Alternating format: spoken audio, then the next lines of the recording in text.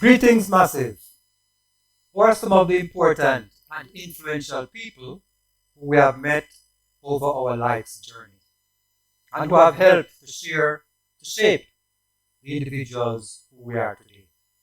I am Lascelles, Butch Chen from the Greetings Massive Show, coming to you live on Jamaicans.com from East Africa with a very special guest for today.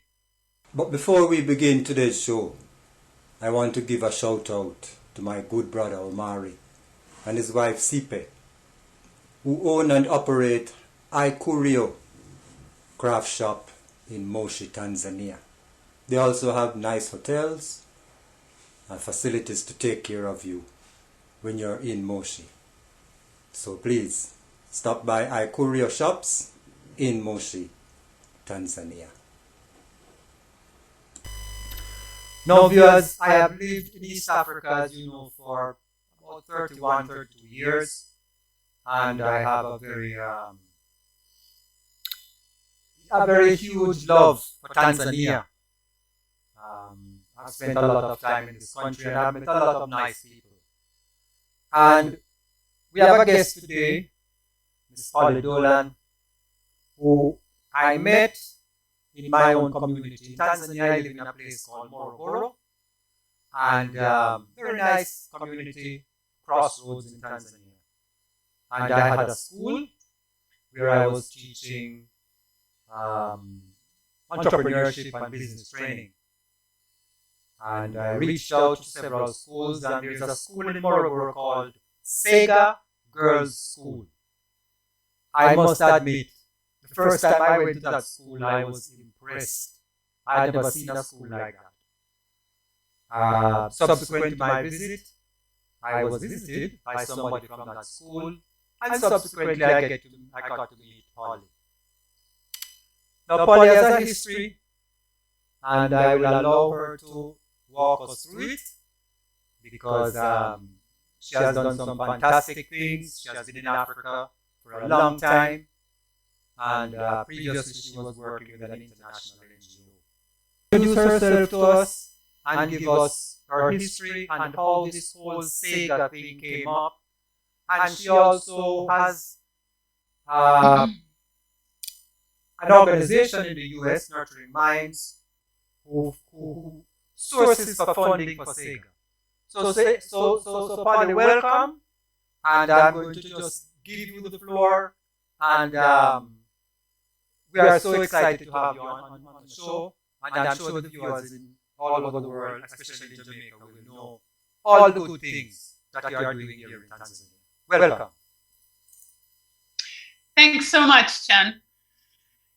Yeah, I was living in Tanzania in 2012, I think it was, when we first met. I originally went to Tanzania in 1998, and I was working for a big NGO doing international development work, mainly environmental conservation, but also later education and programs that were assisting orphans and vulnerable children. And I really loved Tanzania, obviously. So I ended up just continually renewing my contracts, although originally I had only come over for a 2-year contract. I ended up staying for 20 years. In 2007, I and some Tanzanian colleagues founded an organization called Secondary Education for Girls Advancement, SEGA. And this really came about from consulting work that I'd been doing, where I'd been learning a lot about the situation of girls in Tanzania. The poorest girls have a lot of barriers to education. And I mean, from material barriers like money, costs for food, books, transport, even furniture, which the schools expect them to bring. And of course, the domestic chores that girls have to do. So when a family is stretched, she'll be often the first to drop out, or at least to miss a lot of school. So when I was doing research, I met girls who were accepted to good secondary schools far from their homes, and they had nowhere to stay. And they ended up getting into very risky situations where they'd have to exchange favors with landlords in order to find a place to stay just so they could go to school. And I found it really heartbreaking. And at that time in my life, I was ready to do something off of the 9 to 5, or I wanted to do my own thing. So I realized that I wanted to do something that would help girls avoid such a situation. So luckily, I had been working in Tanzania for 10 years already at that point, and I had some good colleagues, Tanzanian colleagues, who knew the landscape well, because even after 10 years, I didn't feel like I was all the way an insider. I'll always be from another culture. So I knew I needed other people to do this with. And we hatched this idea together to start a secondary boarding school for girls. So we started SEGA in 2008, but we didn't have any land or infrastructure when we first started. We had a little bit of seed funds. We knew we needed to fundraise. So we started with a day program for girls who had dropped out of school between the ages of 5th grade and 7th grade. There was a government program at that time which would allow people to get back into the formal school system if they could pass the national exam at grade 7. So that's what we did. We got 30 girls who had dropped out. Who are these people who you met up with originally? You mean my colleagues? Yeah. Blastus Mwizarubi from the organization we used to work together in was CARE Tanzania. He was the education sector coordinator. He later moved on to another NGO, but he was always in education. He was originally a teacher by profession, but he had years and years of experience in international NGOs. And he introduced me to Helen Nkalangango, who was running her own and still does run her own organization in Morogoro. She started a savings program for widows. And then later she developed her own school, the Lena Primary School. And these two people were the first, it was really the three of us who started out embarking on this mission together. Helen was in Morogoro, and she agreed to help us get started there, because originally we just had an idea. Blastus and I had an idea, and we thought, where should it be? And Helen was a link into a town outside of Dar es Salaam where we could access rural areas to get girls who really needed the services, who were from underserved areas. So Helen later connected us to some land, and she was very good at introducing us to local authorities because they knew her. So it just ensured that we did everything in a way that was relevant and culturally acceptable, and acceptable within the legal framework of the country, rather than if it had just been some person living in Dar es Salaam going to start a school. So that's how it happened. At the time I was living in Dar es Salaam, but I quickly realized if you want this thing to be good, you have to move to be close. You have to be with people. So within 2 years, I had moved to Morogoro, and we started this program with the girls. And we started in July 2008 with 30 girls as in a day program. We were lent a classroom from the local primary school called Mikundi School, and they were wonderful. They said, please come, we want to help, we want to be a part of this. They gave us a classroom, we rented a bus, so the girls went to and from school every day. We gave them a hot meal. We taught life skills in the morning and the academic curriculum in the afternoon. We found a wonderful teacher named Astrida Katalieba, who was our first program coordinator. And later she became a board member. And that launched us. So by the time the girls had sat for their Standard 7 exam, we had managed to raise some funds and build our first building. So January 2010, the girls were ready for secondary school, and our first building was ready to receive them. We had one building that had a dormitory, a classroom, a laboratory, administrative offices, and bathrooms all in one. So it ticked all of the boxes of the legal requirements for starting a school. We had a small kitchen and a small dining area as well. So that's when we started, and we kept on raising funds, and we were very fortunate very early that we received a grant from USAID, and that really helped us tremendously because we were able to build more buildings, and that meant that the funds that we raised could go for operating costs of the school. And as you mentioned, we started also, I linked with some colleagues in the US who started an organization here in the US called Nurturing Minds. And initially I said, please, can you help do this? You don't need to do much.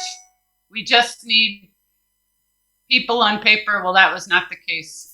These people some of them dropped their jobs. Others thought they were going to be working maybe 2 hours a week, and they were working 10, 20, 30 hours a week helping write proposals and figuring out how to start an organization and nurturing a board of people. And now we have 20 plus board members all across the United States who fundraise, and devoted people who devote their time and energy to SEGA and Nurturing Minds. So that's how we came to be. Wow. Again, for the viewers, I am somebody who works in the communities. I do microfinance, so I am usually on the ground. And what Polly is talking about is a reality. The girls suffer. It is. Sometimes it really pains you when you see what the girl child has to face, in our local communities. So I was very glad to be associated with SEGA for a few years. We did some work together, and the school has grown in leaps and bounds. And Polly, I want you to touch on the excellent academic results that we have had over the past years. Can you just update the viewers, because this is something which people must understand. These girls are vulnerable. They are coming from homes where they may have been abused, they may have been orphans, and they have struggled and studied and were victorious at the standard 7 level, which is to finish primary school. So, to go out and find these girls and to evaluate them and accredit them and bring them into SEGA, it's just fantastic. And when you see how they settle down and how they perform, I am very encouraged. So I want to give Polly a few minutes to just walk us through the performance of the school over the years, because, as she said, the school started some time back, and they do have a track record. They have improved and improved. So Polly, let us know how the school is doing. Thanks, Ken. Well, let me tell you a little bit about the context. Only 30% of children go to secondary school in Tanzania, according to UNICEF and the US State Department. And only 3% go on to higher education. So that's the general context. And you have a place where the rural areas are generally very underserved. it's much harder for a child growing up in the rural areas to access quality education. Tanzania has done a lot over the years to improve the enrollment. They introduced free education for primary schools about 10 or 15 years ago, and then the schools swelled. And then 7 years later, they realized we don't have enough places for these graduates to go. There's no secondary school. So then they started working on that, and they have a lot of schools now, but many are poor quality because of under-resource, not enough money. So then there's the long walks to school. Girls are not always safe walking. Sometimes they're taking lifts with motorcycle drivers who expect favors in return. Anything can happen on the way to school. There's a lot of barriers, and you're talking sometimes 100 kids in a classroom, no books, no furniture. It depends on the area, but generally the rural areas are tough. So we started at a time when generally in Tanzania, the majority of kids in the country were failing the national the national Form 4 exam. So it means at the end of secondary school, most of these kids were failing across the country. And this is because they learn in Swahili for the first 7 years of their schooling. And then all of a sudden at Form 1, the books, the curriculum, everything changes to English. But many of the teachers themselves, especially in the rural schools, don't necessarily speak English. That's a huge challenge for the kids. And so that's why most of them were failing their national exam. So one of the things that SEGA emphasized was teaching English at the same time as trying to teach the content. And from the very beginning, we had excellent pass rate. So we had all of our kids from that first class passed except for 2. And that was wonderful. And then every year we had 98 to 100% pass rate, whereas the national majority was at 50 and 60%. However, we weren't satisfied because we weren't getting the kids at that time to the higher level of passing, meaning getting Division 1 or 2 or 3. We were getting Division 3 and 4, which meant they were passing, but they weren't necessarily going to A levels or university. So that was our mission to increase it. And I'm happy to say the last few years we've managed to do that. We still have 100% passing rate. Now the nation is doing 80% nationally of their kids are passing. But SEGA is ranked in the top 7% of schools nationally. And this is despite the fact that most of our students come from very poor backgrounds. We do also have some students who pay fees who are not from poor backgrounds, and because we want to open the school to people of all levels so that people integrate, create friendships, and that the school is just known as a good school. We don't need any stigma for kids. Right now we have a retention rate of 97%. That means if a child enters SEGA at Form 1, they are very likely to graduate from SEGA. And we've graduated 294 students so far since 2013, and 84%, remember, as opposed to 3% nationally, have gone on to tertiary education, 117 different higher education institutions. We provide scholarships to make that happen. So we're doing well, and we're feeling good about it. Wow. Well, as a teacher myself, I want to appreciate the teachers at SEGA because I know a lot of them. And for the viewers, my home is like 10 to 15 minutes away from the school. And as I say, I've had some interaction here. So I know most of the teachers very dedicated teachers, very dedicated staff, the senior people, the chairperson, the headmistress, all of those people are top level professionals, and I think they are pulled together very well, very well. For the viewers, at high school level, there are four divisions: Division 1, Division 2, 3, and 4, then you have fail. Now, Division 1 and 2 are the coveted spots. There are many schools in Tanzania that they don't discuss Division 3 and 4. To them, it's Division 1, Division 2, because after that you can go on A-levels, you can go on to, other tertiary institutions of good merit. So, SEGA is doing very well, and I want to applaud Polly and their team. Moving forward, Polly, what do you see? Well, thank you for appreciating the teachers, because truly what makes a school is teachers and students, and our teachers are incredible. And it's not just your average school in Tanzania. There's a lot more at SEGA that a teacher needs to do. We really nurture the students.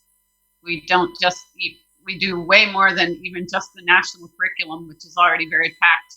We have an intensive life skills program where they learn communication skills. They learn about their rights as girls, and how to navigate all of society's challenges. We also have an entrepreneurship program where they get hands-on business skills.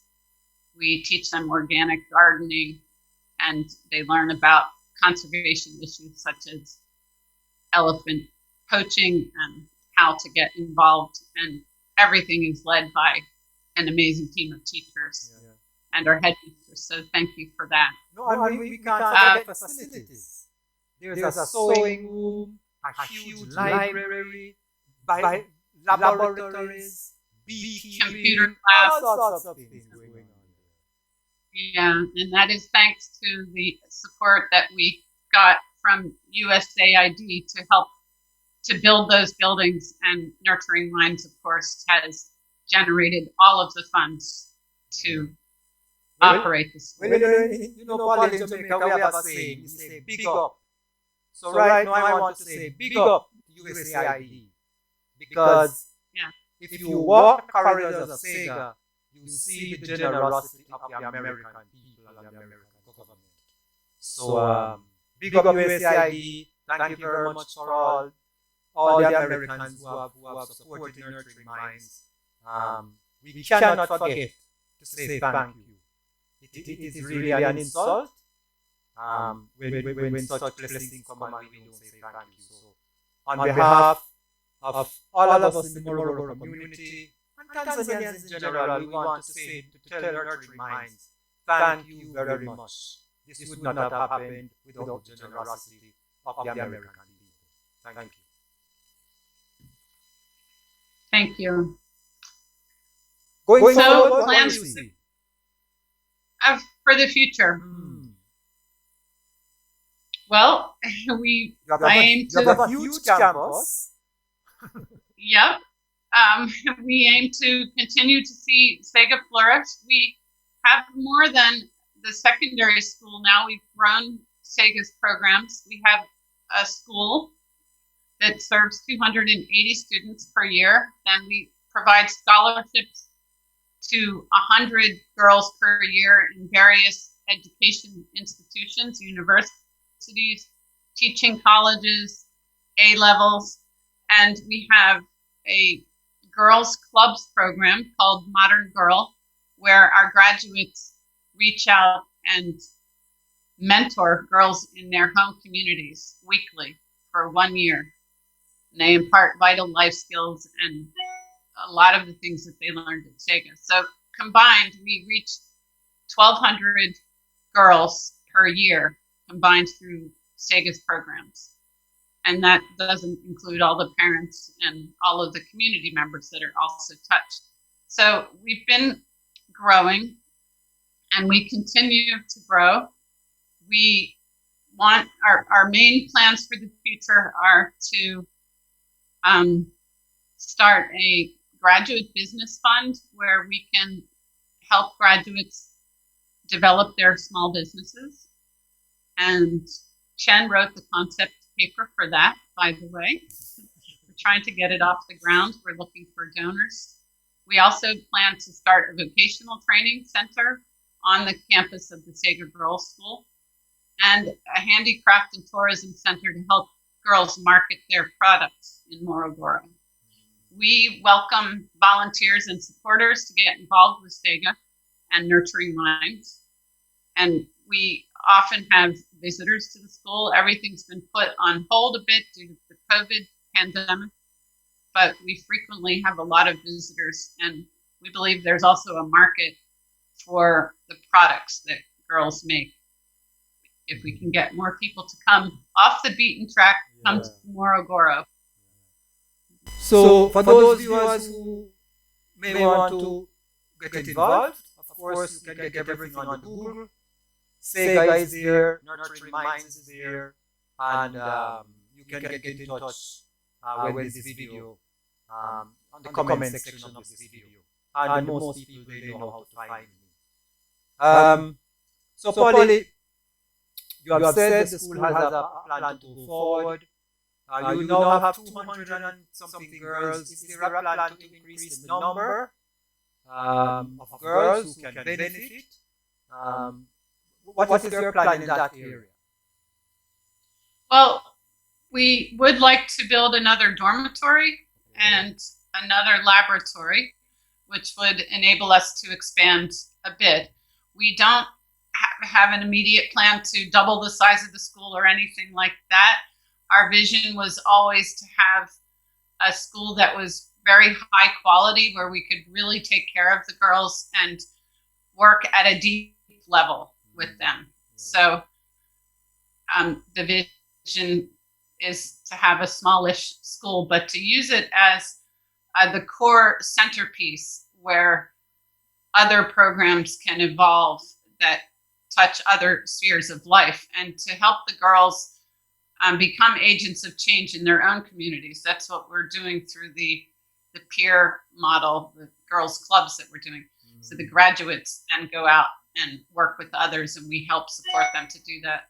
So whereas we do plan to grow, it's more in terms of the support after SEGA for continuing scholarships, for another program of vocational. So in that sense, we would be growing, but it would be a different track. So after Form 4, which we consider to be the foundation of education, then a girl could decide, do I want to keep pursuing an academic track, or do I go vocational? And that would be open to both SEGA graduates and other members of the community. Okay, and Form 5? Form 5 and 6, advanced levels. We currently provide scholarships to go to A levels, but at some point we do envision having our own A level. You know, in academics, when we study education, there is a certain psychological aspect to a child going to school in one place for the whole, different sections. Have you thought about that? I remember in my own experience, I remember preparatory school in one place, then I went to primary school in another place, the secondary school in another place, university. So it sort of gives a certain mobility to the mind and a certain sharing with a different set of people, a different community. As SEGA take this into consideration. Definitely. Yeah. We always, to make that decision, we weigh all the costs and benefits and see if it's needed or if there are enough good schools that we can send our graduates to. That's what it boils down to. But I think the point you're making is very valid as well. People like change, they like stimulating new environments, so it's all good. We'll see how it pans out. Yeah, because you do have a good model, and sometimes it's easier to replicate a model than to try and put something new together. Right now in Tanzania, for the viewers, it's the rainy season, and my last connection with SEGA was that it was raining every day. So I know the place is green and very lush and nice. And I'd also like to say, just while we have this opportunity, that to thank you, Chen, too, for the input that you've given to SEGA over the years in wearing many different hats. But you are an example of someone who really brought fresh ideas into SEGA. And I remember when you were a board member, your main message was, we need to get those academic results up, because you came from a teacher's perspective, and we appreciate all those ideas. You're a very well-read person, and you brought in ideas from not just Jamaica, but from the world, global, into the SEGA boardroom. So we are very appreciative. I guess that comes from having many children, I have 5 grown kids, and plus Sarah makes 6. But one of the things, and as I teach, of course, one of the things I've observed over the years is you can never fail by investing in children. There is no ifs or buts about it. None. Again. So where do you see? Sorry. Oh, I was wondering for you personally, do you aim to stay in Tanzania, or where do you see your life taking you now that you've got all of these children and even some grandchildren? Yeah. Well, when you mention grandchildren, you touch a very sensitive part of me. Let me just see. I have about 9 grandkids. And so my whole intention is to have a budget and to be able to visit the grandkids, because I have had occasion to be with some of them. To leave is very difficult. As a young kid, I did not have that connection with my grandparents. I didn't. But I got to understand what it is when I had my own. So I'm looking forward to that. Eventually, I think Tanzania is a place to settle. Everything here is okay. But as a Jamaican, we can never leave that small rock. It's something, when you're a Jamaican, we tell people all the time, Jamaica is the center of the world. If you look at the map, just put Jamaica in the mainland, people are all over the place. So we will eventually find our way back to Jamaica at some time. We still have family here. But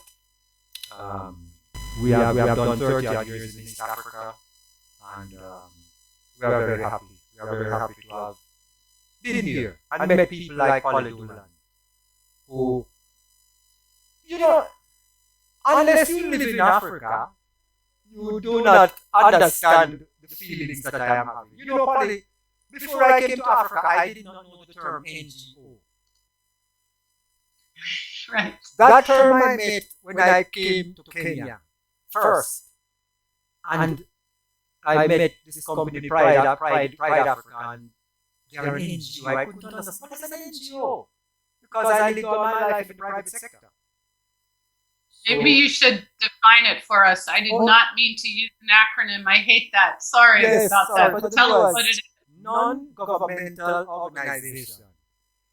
These are people who do all kinds of things, non-governmental, but they are involved in education, involved in human rights, involved in environment, involved in all types of things. Fortunately for me, they were also involved in microfinance, so I was able to do a lot of work in that sector. And these NGOs, they solicit for funds from their development, respective development agencies. So you find somebody like Polly who can relate to USAID. You find Germans who relate to GBZ. So viewers, we want to thank Polly for her time and for all the great work that she has done in Morogoro. And I want to give her the last few minutes to let the audience know how they can become involved and how they can help nurturing minds and the SEGA. Welcome, Polly. Thanks, Chen. Thank you so much for this opportunity to share with people about what we've been doing in Tanzania. And there are so many ways to get involved. Right now, during COVID-19, as I mentioned, it's harder to visit the school, but we always encourage support. We have an excellent website called nurturingmindsinafrica.org where donations can be made. That's especially great if you're located in the US because it's a 501c3 tax-exempt organization. People are also welcome to donate to SEGA directly. And just to think about the role of girls in the world and how we can lift them up, because across the world, girls often get the shorter end of the stick, and they deserve better. So we're trying to do that at SEGA to set the example. Do you have any Tanzanian corporates who sponsor girls at SEGA? We have had in the past. We've had branches of, like, GE gave us a grant once based in Tanzania, and we've been soliciting funds from the US Embassy in Tanzania.